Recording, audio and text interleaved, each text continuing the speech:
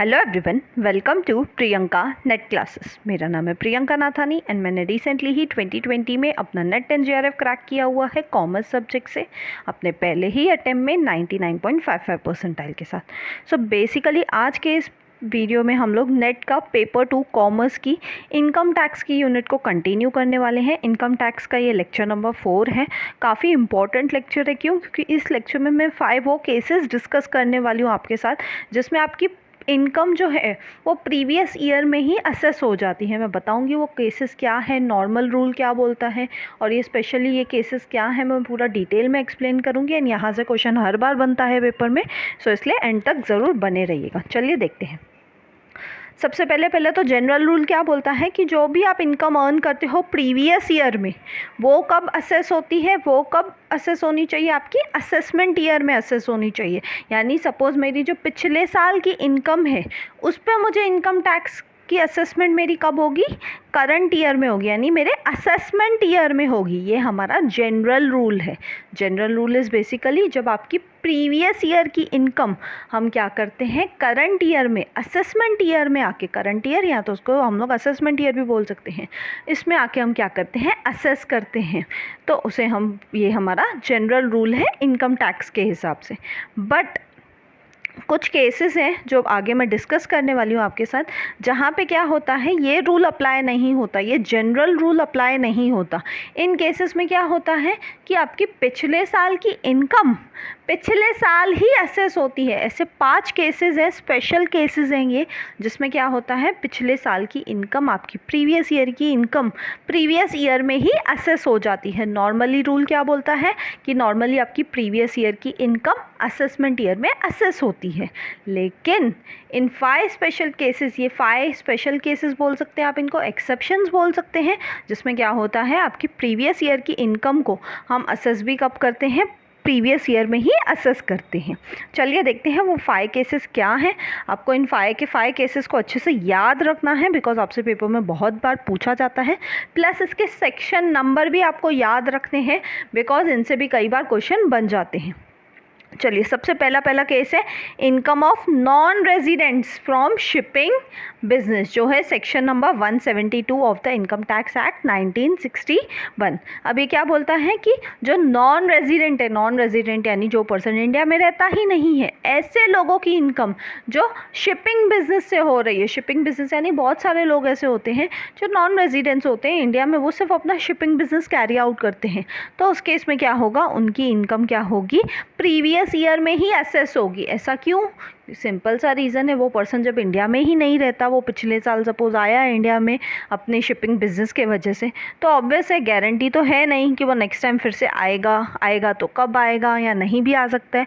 तो इसलिए क्या होता है, ऐसे लोग जो शिपिंग बिजनेस करते हैं और वो नॉन रेजिडेंट है क्योंकि, इसलिए हम क्या करते हैं उनकी पिछले साल की इनकम पे हम लोग पिछले साल में ही क्या करते हैं, असेस करना शुरू कर देते हैं। नेक्स्ट सेकेंड केस है हमारा income of persons living India, section number 174 section क्या बोलता है इनकम टैक्स एक्ट का, कि ऐसे लोग जो इंडिया को हमेशा के लिए छोड़ के जा रहे हैं। सपोज़ कल को आप में से कोई पर्सन हमेशा के लिए सपोज़ जॉब करने के लिए जा रहा है, या कोई मे बी फॉरेन कंट्री में जाके सेटल होने वाला है, तो उस केस में आपकी क्या होगी, इनकम जो थी प्रीवियस ईयर की इनकम, वो प्रीवियस ईयर में ही क्या की जाएगी, उसको असेस करेंगे एंड उस पर इनकम टैक्स भी आपको प्रीवियस ईयर में ही भर के जाना पड़ेगा। क्यों? क्योंकि आप तो हमेशा के लिए इंडिया से बाहर जा रहे हो, अपने कंट्री को छोड़ के जा रहे हो। तो आप जब अपनी कंट्री को छोड़ के जा रहे हो तो ऑब्वियस सी बात है आपको क्या करना पड़ेगा, अपनी जो भी इनकम टैक्स की आपकी लायबिलिटी है, जो भी आप इनकम टैक्स अपनी प्रीवियस ईयर की इनकम पे करना है, वो आप उसी ईयर में पे करके जाओगे। थर्ड केस है हमारा association of body of individuals formed for short duration, जो है सेक्शन नंबर 174A के तहत। ये सेक्शन हमें क्या बोलता है कि ऐसे एसोसिएशंस या ऐसे बॉडी ऑफ इंडिविजुअल जो थोड़े टाइम के लिए बनाए गए हैं, शॉर्ट ड्यूरेशन के लिए, हो सकता है कुछ फंक्शन था, कुछ प्रोजेक्ट था जिसके लिए वो बनाए गए थे, जैसे ही वो फंक्शन वो प्रोजेक्ट ख़त्म हो गया, या जैसे चैरिटी शोज़ होते हैं, तो अब ऐसे सब कुछ अगर ऑर्गेनाइज़ किया गया है, और वो क्या होगा शॉर्ट ड्यूरेशन के से फॉर एग्जांपल में भी 1 हफ्ते का ही वो बॉडी ऑफ इंडिविजुअल्स या एसोसिएशन बनाया गया था, वो ग्रुप बनाया गया था, और 1 हफ्ते के बाद उनका वो फंक्शन हो गया और उन्होंने वो ग्रुप डिसॉल्व कर दिया, ख़त्म कर दिया। तो उस केस में क्या होगा, उस एसोसिएशन को, उस बॉडीज़ को क्या करना पड़ेगा, अपना प्रीवियस ईयर का जो इनकम है उस पर उनको क्या करना पड़ेगा, प्रीवियस ईयर में ही अपना इनकम टैक्स पे करना पड़ेगा। उनको अपनी इनकम को प्रीवियस ईयर में ही असेस कराना पड़ेगा।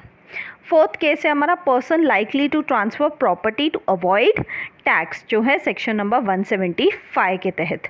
अब 175 सेक्शन क्या बोलता है इनकम टैक्स एक्ट का, कि ऐसे लोग जो टैक्स से बचने के लिए क्या करते हैं, अपनी प्रॉपर्टी को ट्रांसफ़र करते हैं। जैसे से फॉर एग्जांपल जो आपके सेलिब्रिटीज़ होते हैं बहुत बड़े बड़े, या पॉलिटिशियंस रहते हैं, वो लोग ये चीज़ बहुत करते हैं कि वो लोग देखते हैं कि हमारी इनकम ऑलरेडी ज़्यादा है, अगर मैं अपनी और इनकम दिखाऊंगा तो क्या होगा, और प्रॉपर्टीज़ दिखाऊंगा तो मुझे उन प्रॉपर्टीज़ पे भी क्या भरना पड़ेगा, कहीं ना कहीं टैक्स भरना पड़ेगा।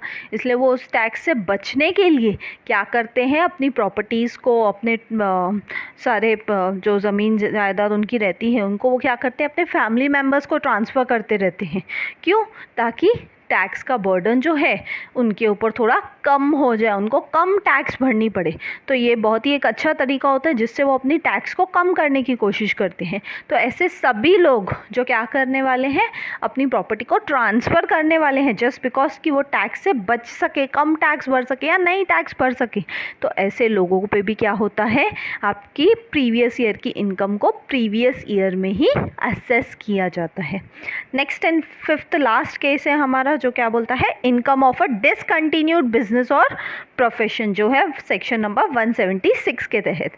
अब ये सेक्शन क्या बोलता है, हमें ऐसे कुछ बिजनेस होते हैं या ऐसे कभी कुछ प्रोफेशन होते हैं जो डिसकंटिन्यू हो जाते हैं। डिसकंटिन्यू यानी हो सकता है मैं एक बिजनेसमैन हूँ, मैं पिछले 10 साल से बिज़नेस कर रही थी, लेकिन सडनली क्या हुआ, मैं लास्ट ईयर अपना बिज़नेस कोविड के वजह से बंद कर दिया। क्यों, क्योंकि मेरा बिज़नेस चल ही नहीं रहा था, मैं एकदम लॉसेस में जा चुकी थी कम्प्लीटली। मैंने अपना बिज़नेस ही कम्प्लीटली बंद कर दिया। तो उस केस में क्या होगा, मेरा जो इनकम होगा पिछले साल का, उस इनकम पे मुझे क्या करने पड़ेगा, पिछले साल ही मेरे को मेरी इनकम को असेस कराना पड़ेगा, और पिछले साल ही मुझे अपनी इनकम पे क्या करना पड़ेगा, इनकम टैक्स पे करना पड़ेगा। क्यों, क्योंकि ये बिज़नेस कैसा है, डिसकंटिन्यूड बिज़नेस है। ये बिज़नेस इसके बाद होगा ही नहीं। जब बिज़नेस ही नहीं होगा तो उसकी इनकम भी नहीं होगी।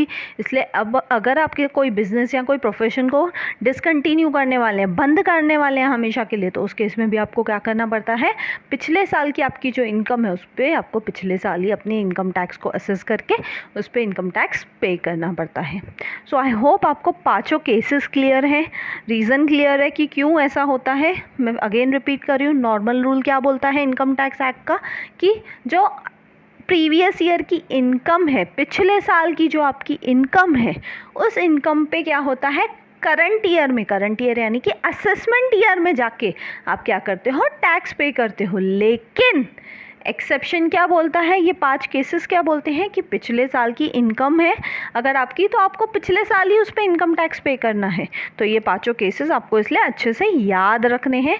मेरी आप सबसे रिक्वेस्ट रहेगी कि इन 5 केसेस को सेक्शन के साथ लिख के रख दीजिए कहीं पे, सो दैट आपको याद करने में बाद में ईजी हो।